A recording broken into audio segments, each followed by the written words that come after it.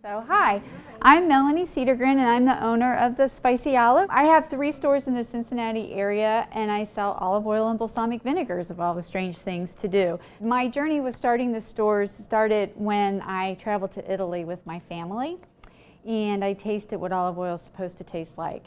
And I'd always cooked with olive oil at home before that time, but I got it at the grocery store. And what I was having in Italy didn't even taste like it could possibly be the same thing. Like, if that is what olive oil is supposed to taste like, then what is at home in my pantry is what I was thinking. So it took me a little while. You know, I had the kids, they were little, but this kept in the back of my mind. What is going on with olive oil in our world here in Ohio? And I found out that it's pretty bad, what we're getting. And what I found out even more from studies and things that I've done is that olive oil is something that you really should have in your diet. It's super, super good for you. It does amazing, amazing things. But we're really getting shortchanged by what we have commercially when we go shopping, because most of us get stuff like that at the grocery store. So, so I want to kind of enlighten you and let you know what good olive oil is supposed to taste like and what it does. And then we're going to go through some food that I'm going to make with you using the olive oils and vinegars, because it's something that's very specific to helping people that have cancer to eat healthier and to have something like that in their bodies to help them with their fight. And just so you guys know, I'm right there with you. I'm a breast cancer survivor and I went through here at Christ Hospital. So I'm right there with you. I know what you're going through, and I try to eat well too, so it's important. So the thing with olive oil is that it has things in it called biophenols, and biophenols do some amazing things for your health. They make your cholesterol in the right ratio. They raise your good cholesterol, lower your bad cholesterol. They will lower your blood pressure. It also has something called oleocanthal, which is one of those biophenols, and it is a potent cancer-fighting agent. There's also something in it called squalene that is also a potent cancer-fighting agent. Olive oil also is a potent anti-inflammatory, and that plays a big role in things too, because inflammation is kind of a precursor to some disease states, so almost all of them, whether it's heart attacks, cancer, diabetes, and things like that. Yes? What about actually eating olives? There's most of the olives that we have, you get at the grocery store. It's not like you can go to the store and get a fresh olive. And if you did go to the grocery store and found a fresh olive, it tastes really not good. Like, it's very bitter, so that's why that's not the case. And most of the olives that you're going to find, they're brined, they're kind of, I mean, there's probably a little something in there, but I don't think that there's all that much. Do you have any? Brined, and yeah. So anyway, it's olive oil and fresh olive oil that really is potently packed with these good things. So what we do at our store that's a little bit different than what you're going to find anywhere else is we tell you how many of those biophenols are in our olive oil, so you can be a very informed shopper. We tell you where it's from, what country, and we tell you when it was crushed, because that is really important too, because these biophenols are kind of fickle little things and they dissipate and disappear quickly out of your olive oil. They're affected by things, heat, air, and light, and time. And so that's why the freshness of this olive oil is so important. So that is something else that we pay a lot of attention to at my store, is that we make sure that your olive oil is fresh. Make sure that it's 6 months or newer to the crush. And we do that by changing hemispheres. So half the year we have olive oil from our northern hemisphere, so it's places like California, Spain, Italy, Portugal, what we have in the store right now. They're all crushed in November and December. But right now in our southern hemisphere, they're crushing those olives right now. And so those will be coming into the store probably within the next 4 weeks. So every 6 months I'm switching where my oils come from so that they're fresh. And that's really important. And then we test the olive oil so you know that they're high quality extra virgin olive oil. And then we also tell you how many biophenols are in it. So if you're really interested in having an olive oil that's going to give you more of a health impact, you can come in and taste and try. So that's what we're going to do right now. I want you to see what a fresh olive oil is supposed to taste like, because a lot of you have probably only had olive oils maybe that you've gotten from the grocery store, and it's a huge difference. So what I have here is called a nocellara, And that is just the name of the olive. That is the type of olive. It's an Italian olive. This is an Italian olive oil. It was crushed in November. And it has a 563 polyphenol count, which is a pretty high one. This is one of our higher olive oils in the store. It's particularly high in the oleo and canthal, which is one of our important ones for health benefits. All right, so what we're going to do to start, and as you can see, I'm a certified olive oil expert. All right, so I actually took classes at the University of California, and olive oils, if they're extra virgin, they have to be tasted by a panel of experts, and they taste it to make sure it tastes like it's an extra virgin olive oil, make sure that somebody didn't blend an old oil with some newer oil to try to fake it and get it through, because that's a lot of what goes on at the grocery store oils. And then we also rate it on the fruitiness and the bitterness. And so this is something that olive oil experts do every day. So what you're going to do to start is you're going to warm it up in the palm of your hand, just kind of rub the cup back and forth in the palm of your hand. And this is going to help to release some of those volatile oils, so you're going to get more of a smell of it. So I want you to, after you've kind of warmed it a little bit, to take a little sniff and see what you smell. Does it smell familiar to you? Do you smell something that, it does smell good, and olive oil should smell good. It shouldn't smell fusty or rancid or gross. So to me, it smells just super fresh. It smells like being outside. It smells like fresh cut green grass sometimes. Sometimes I get green banana peel, sometimes like a tomato leaf. Yeah, so it's just good. So now the next thing we're going to do is we're going to take a little taste of it, but I want you to use your sense of smell. So take a little breath of air through your nose while you're tasting it. And I'm just going to tell you too, you're going to get a little tickly sensation in your back of your throat. So I don't want anybody to be alarmed by that, and you all have water, so you're okay, and I'll explain that in a minute. But let's go ahead and take a little taste.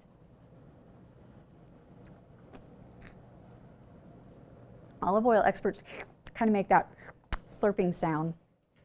Oh, I'm getting it.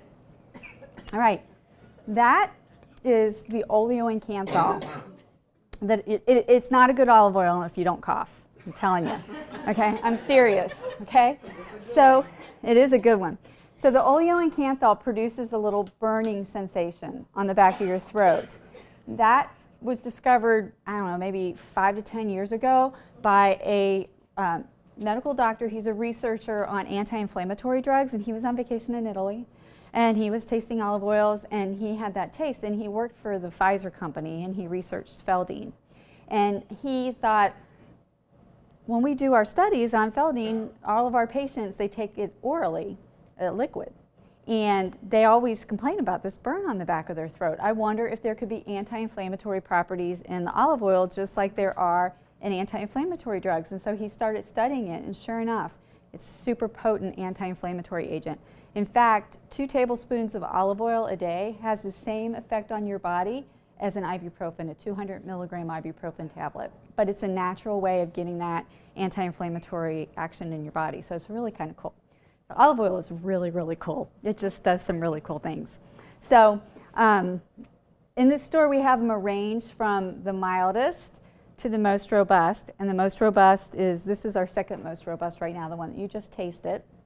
When you cook with this, or you use it on a salad dressing, the food buffers that feeling, so you don't really get that feeling, but you will get it straight up when you taste it straight up like that. Even if you dip bread with it, you're not going to get it so much. But I challenge you, when you go home today, if you have some other olive oils in your closets, go home and get it out and take a teaspoon and see if you get any kind of sensation at all, because I'd be really surprised if you did. A lot of what's going on at the marketplaces is that the olive oils are old. You just don't know how long ago it was crushed, and light breaks down the olive oils, so when they're on the shelf in the grocery store, it really depletes a lot of that, so you have a problem. And then there's even some there is some fraud going on in the olive oil industry, and it is with some of the bigger companies too, so just be careful with what you're purchasing. And if you are close enough to a store like mine, you would be wise to go there to get your olive oil. So it does some pretty awesome things. And so do check and see what you've got, and kind of taste and compare and see if you can't tell the difference. So I'm going to make you a salad so you guys can have a little bit of something to eat. A lot of what I'm talking about today is based on a book that I've read and I sell at the stores as well, called The Pink Ribbon Diet, because I had breast cancer, so I'm kind of more focused on that, family history. But this book is very specific in that she talks about a diet, and it does help a lot with breast cancer, but it can help with all cancers. You know, it's a good diet that makes your body a lean, mean cancer-fighting machine. It kind of helps your body to help the medicines that you're taking. And it really is made up of three main things. The first one is vegetables. All kinds of vegetables, all different colors, as many vegetables as you can eat. The second one is whole grain starches. That kind of helps to fill you up, kind of keeps your blood sugar levels steady throughout the day, kind of helps you from feeling hungry. It kind of helps with fiber in your gut because it helps with the bacteria in there. It makes your gut healthier. So the whole grains are a really good thing. And then the third thing is obviously olive oil. So that is the main component. So the book actually says that the healthiest way to enjoy vegetables is to either saute them in olive oil, because you're trapping in all the phytonutrients in your vegetables, and then you also are cooking them with that olive oil and you're getting those great phytonutrients and all the things that are in the olive oil, or coating them with olive oil and roasting them in your oven. So that is the best way to get all the nutrients that you want out of your vegetables and out of your things. Yes? Now, I had read when I was going through treatment, it was talking about how your body, because you're already having all the toxins and all the stuff in it, that it's really hard to digest raw food. So it was talking about that also. That Yeah, to roast it. Cooking it really lightly was just enough to make it a little easier for you to take in the nutrients. Right. So. And I get a question a lot too about roasting the vegetables in olive oil because of the temperature considerations. And so our olive oils, the way that they're processed, it's a very high quality procedure. We don't let the olives ripen and fall to the ground and then pick them up and crush them. We actually pick them, and they're crushed within 1 to 2 hours from actually being picked. So the olives are at their peak, and that's why I think we get such nice polyphenol counts, the biophenol counts.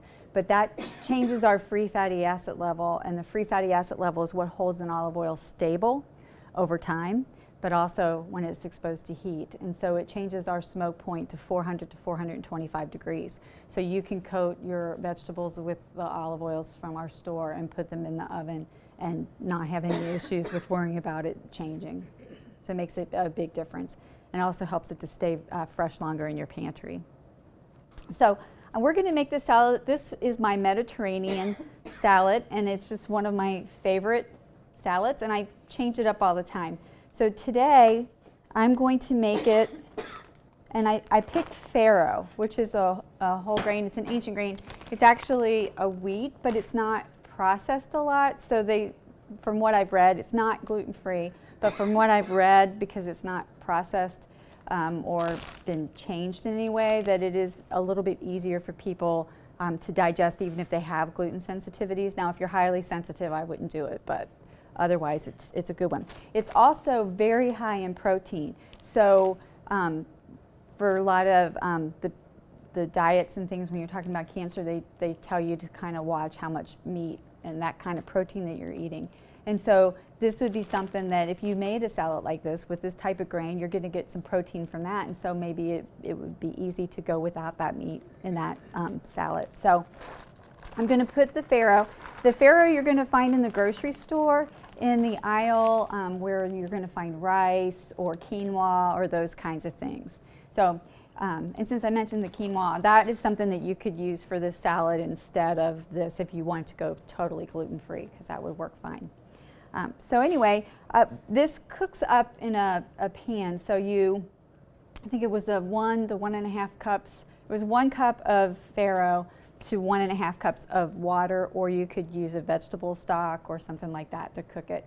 And it soaks up most of the water. You may have to drain a little bit of it off, and then just rinse it with some cool water to chill it down.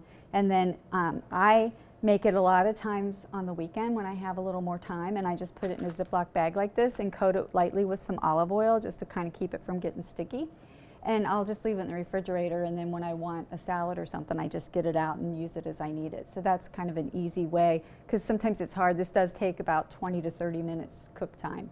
So that would save you a little bit of time. So we're going to add some vegetables, and the whole thing again with the pink ribbon diet is lots of vegetables, so you can put whatever you want in the salad, and that is what is so nice about it. Some days I make it with broccoli. I just blanch a little broccoli and put it in there. And I just do that because I have digestive issues, and so if I don't blanch, I get real gassy. But that's my problem, not yours.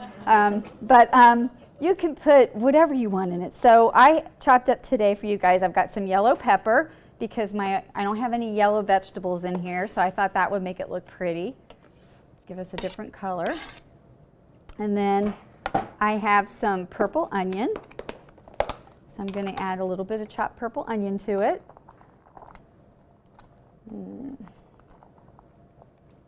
And I have an English cucumber.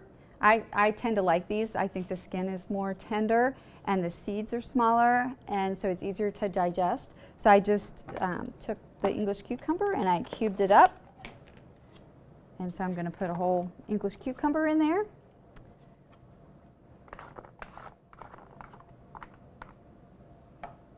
And then I'm going to add some grape tomatoes. So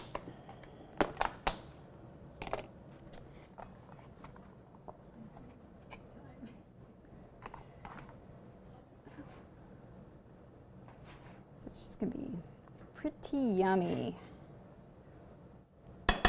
And then I'm going to add, for a little more protein, I have some garbanzo beans. So this could definitely be a whole meal for you with the garbanzo beans and the farro. There's a lot of protein in this salad, and it's going to be very filling too. So I'm going to go ahead and put those in, and I'm going to put just a little bit of these purple olives, or Kalamata olives. Get some of the juice off.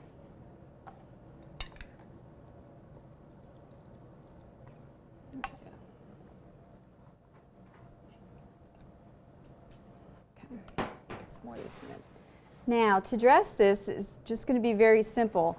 We're going to use balsamic vinegar and we're going to use some olive oil, and that's it.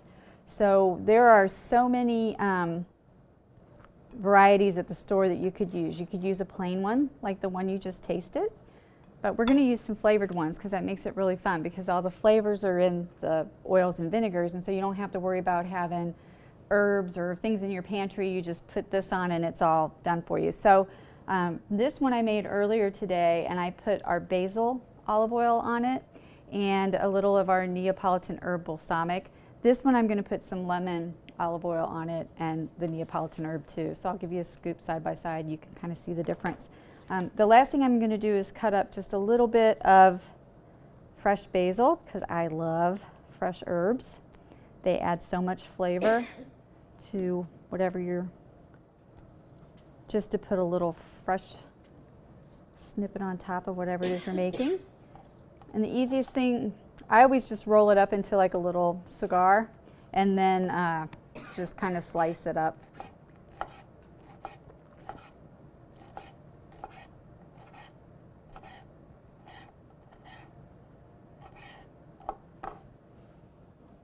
Okay.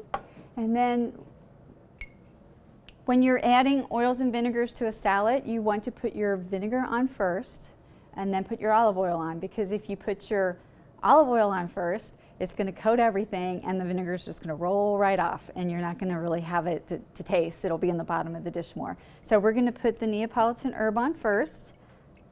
And for a salad this size, and I'm eyeballing it, but it's about 1/4 cup of balsamic vinegar, and we're going to do the same amount of the olive oil.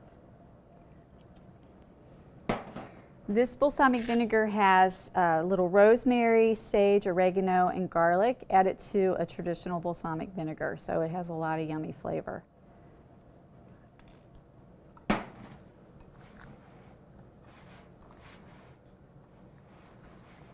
So if you guys have some little plates and forks, I can scoop out and everybody can have a little taste of this. Now, do you guys have any questions so far? Yeah. So a lot of what you see in the store is labeled extra virgin. What is that?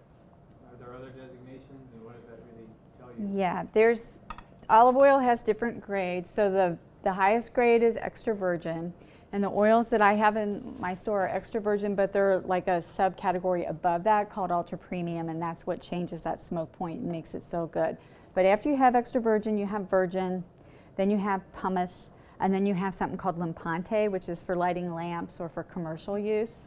So yeah, you don't want to eat that at all. I don't even think you want to eat pumice, and pumice does end up in our food. I have people bring me their old olive oil bottles after they've converted to our stuff, and somebody actually brought me in some olive oil that was from a store, like a restaurant, that they use for their dipping, and they sell it, I guess, at the restaurant. I won't say who it is, but I was looking at the ingredients on the label, and it actually said pumice olive oil, and I was like, oh my gosh. I mean, I didn't even think that made it into food. So yeah, that's not a good thing. But it has to be tested. There has to be parameters, like the free fatty acid level has to be at 0.8. There's different things that deem it extra virgin, and then also the panel of experts tasting it, that it has to taste extra virgin. There's nothing wrong with it there. I just added a little feta cheese too, and that gives it a little more protein as well. If you look at your salad dressing bottles when you go home, there is so much hidden fat and sugar and salt in there. It's just not a good thing. This gives you a lot of flavor and a lot of health benefits. Or we have some apple flavored balsamic vinegars that we could use for a slaw. We also have a dill olive oil that some people love with the slaw with like a lemon oil. It's very light and zippy. It's really good. So we have a website called thespicyolive.com, and there are so many recipes there. And then also in our store we have lots of recipe cards that you're welcome to take home with you. So it's kind of a fun store just to spend some time at and walk around and read. There's recipes to look at, and you can taste and try everything before you purchase. On the slaw. No, the two together. The balsamic vinegars have the same health benefits to them that the apple cider vinegars do, like people do their teaspoons or tablespoons or whatever a day. But the difference with the balsamic vinegars is that they have to come from the Emilia region or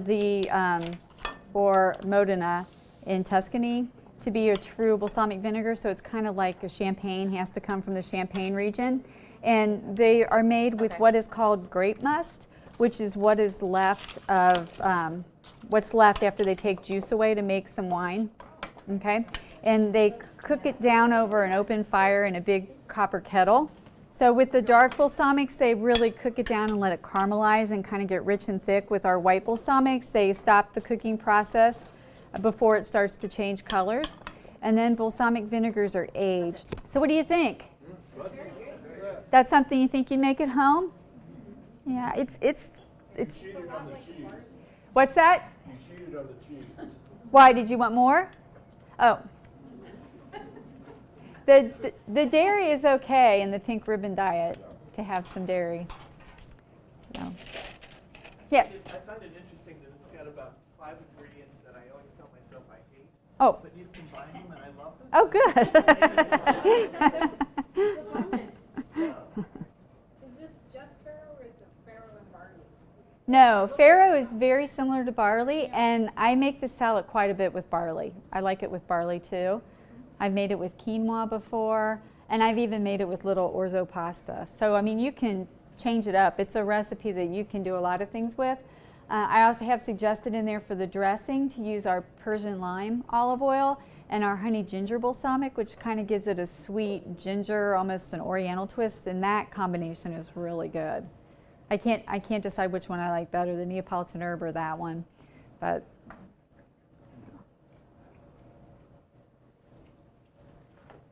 So I've done classes with the Pink Ribbon girls on this diet for quite a while, and usually what I do with those classes is walk them through a day in the life of this diet. So I usually start with a breakfast. So we usually do like a granola, and I make it with whole rolled oats, the real ones, not the instant ones, and nuts, and you just coat your granola and your oats with honey and our blood orange olive oil and a little vanilla, and you put in whatever kind of dried fruit that you want and lots of nuts, and then that goes with a unsweetened Greek yogurt in the morning, or maybe one that just has a little honey in it to sweeten it, and it's just a great kind of breakfast. And then this salad is one that I make as one of the lunch options for that. This is something that you can make on the weekends, put it in your refrigerator, and then just pack it for lunch every day, and it's just an easy thing, and it'll keep you full for a long time. So this diet gives you lots of flexibilities and lots of options, and you're never bored with the food. Eggs are good. The breakfast, I think, is easy because eggs are good. You can cook eggs in olive oil, and you get the health benefits of the olive oil and the eggs, and it's all good. Dinner option tonight, I have made a lasagna. So I have this stuff. I'm going to just kind of talk you through what I did a little different on it. But usually at home we like, the lasagna with lots of cheese and your sausage and all that kind of stuff. But I think you'll see I've changed this one up a little bit, and it's still very flavorful, and I think that you'll be satisfied with it without, missing those things. And if you did miss those things a little bit, you could get a turkey Italian sausage and add that to it too, and just put that. But it's a mushroom lasagna, and we're going to be using whole grain noodles, and you can find these at Kroger's, the lasagna noodles. They had whole grain ones, and they also had 100% whole wheat.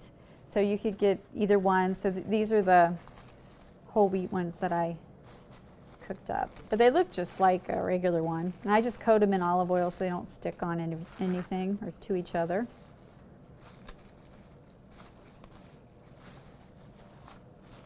Are those the ones that you bake in the pan, or you have to pre-boil them? I pre-boiled these, but the last time I did this for a class, I found the kind that you just don't have to do that. You just put them in the way they are. I couldn't find them this time, so I cooked them. But I know they exist. I was afraid to try it with a class because I didn't want it to not be good. Tell a difference with them?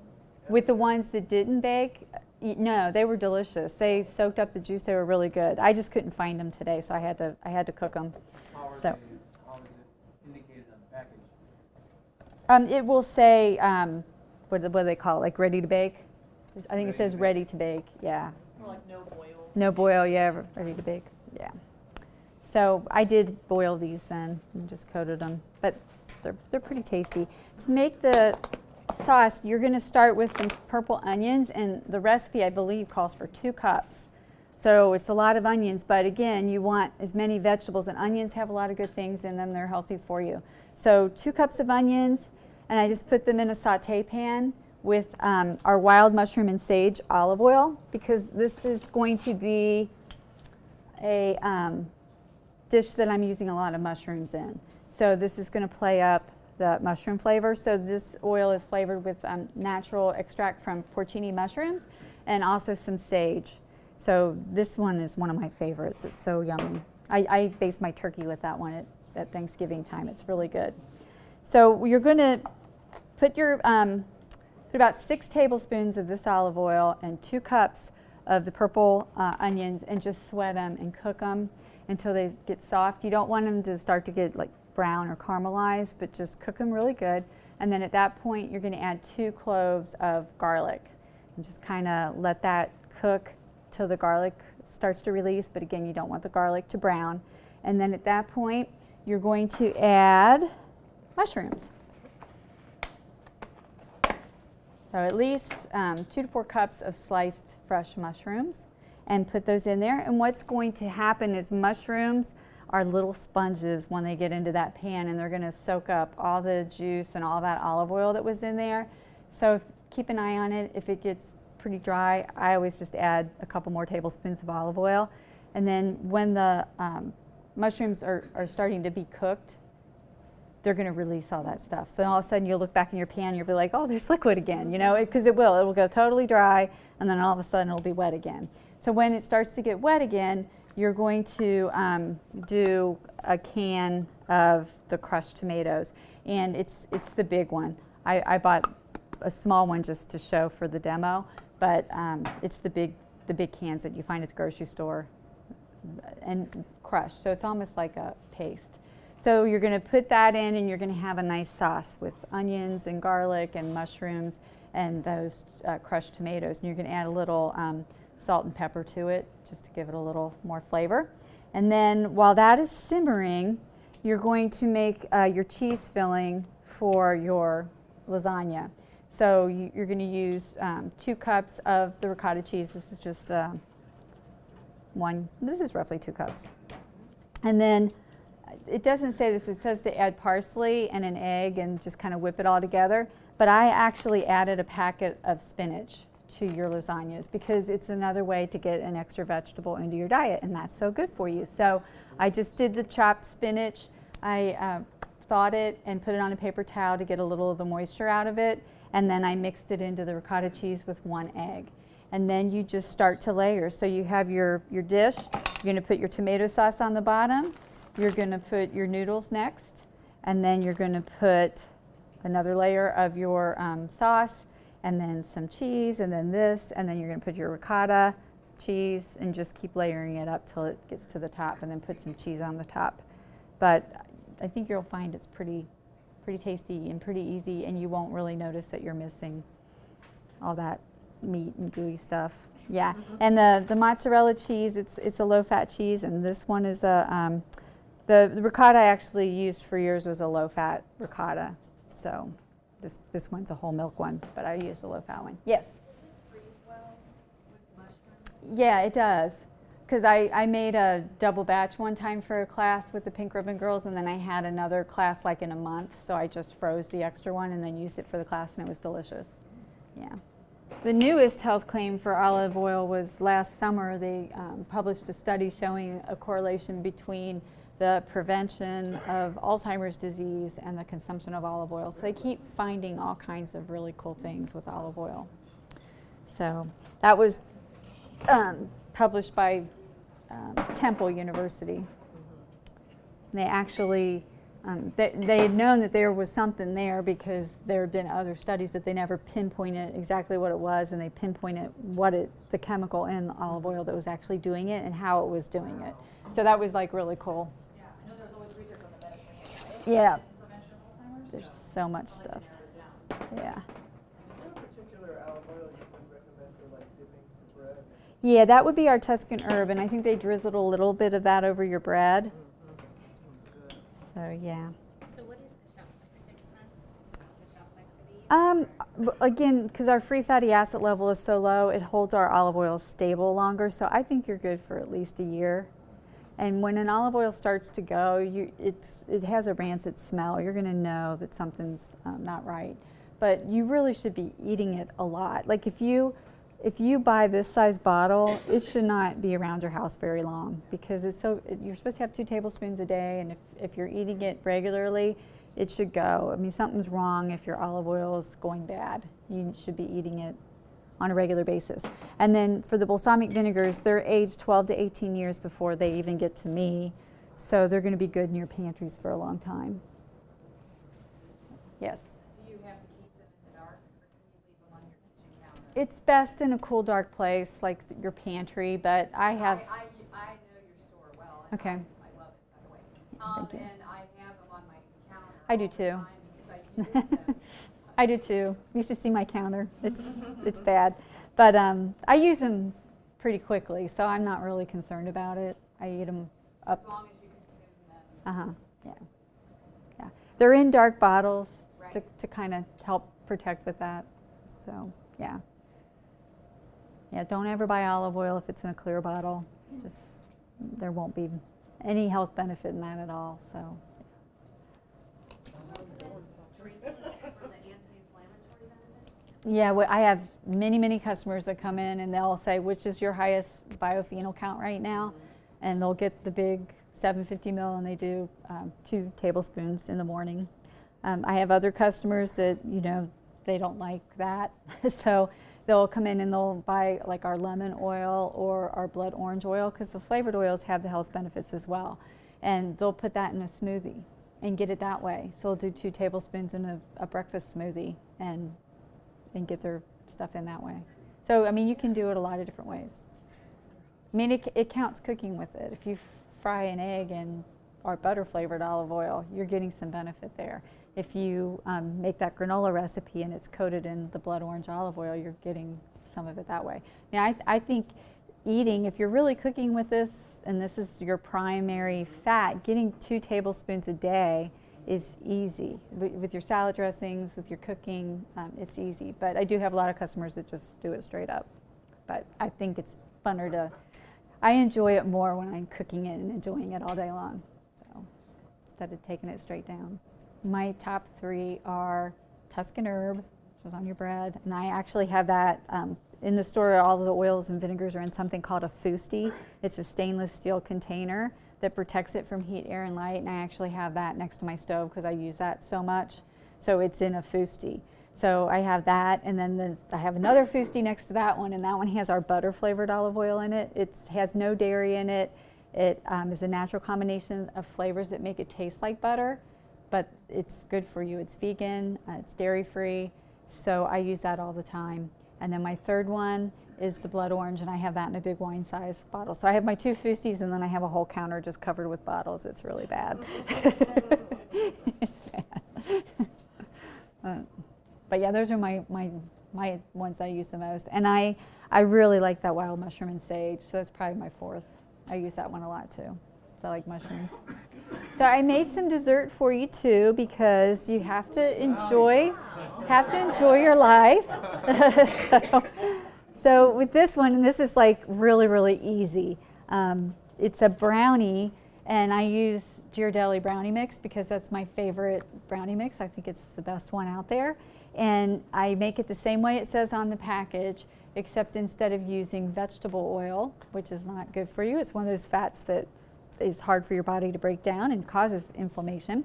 I use the same amount of our blood orange olive oil. So it gives the brownies like this really moistness, but it gives them this hint of orange flavor, and I like chocolate and orange together. So this is a great thing to do. Take it to a family get together or a party or something. People be like, what did you do to these brownies? Did you use the same amount of that as you would regular?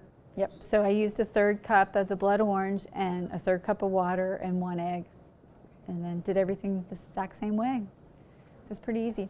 So I use the blood orange a lot in baking. I use it to make banana bread. It gives it a nice like little citrusy hint. A lot of people don't think about using olive oil in baking, but it's good for you. It's another way to get some olive oil in your diet. We have mild plain olive oils. I wouldn't use that nocellara that we tasted when we opened up the meeting in baking, because it's going to be like, woo, what's in there? But we have some mild ones that, you know, you're not going to really notice. We have an Arbasano right now in the store. It's really creamy and mild. It almost doesn't taste like an olive oil to me. So you could definitely use that in baking. And I use the blood orange and the lemon and the lime oils a lot. That blood orange is delicious in a vanilla cake. It tastes like a creamsicle cake. So instead of using vegetable oil again in the vanilla cake mix, just do the same thing. Substitute the same amount of the blood orange, and it's like a creamsicle cake. It's so good. And we have this Cara orange vanilla balsamic vinegar, and I just mix that into some whipped topping and put that on it for the icing, and oh, it's so good. Like real whipped cream. Like I whip it when it gets to peaks, then I add a couple tablespoons and then finish whipping it. So good. So. What would you use if you were making Mexican food? I love our Persian lime. If you, when I make fajitas, I do that. It gives it like a limey zip. We have a chipotle, which is absolutely delicious, which would also be good. We have something called a Chobani smoked chili pepper oil. This one is new. It just came in, but it's a special type of pepper that grows in Tunisia, and they dry the pepper and they smoke it, and then they crush it with the olive oils, and then they kind of filter things out. But it is delicious. It's not real spicy, but it's got a smoky taste to it, and the chili pepper taste. It's really something. We've got some pretty cool different oils. It's pretty cool. So there's that one, and then I'm trying to think what else I would use. Oh, garlic. Oh, Yeah. Yeah, I think I better add that to my top 4. I take that back. I put garlic and then the wild mushroom and sage because I use the garlic a lot. So I forgot about that one.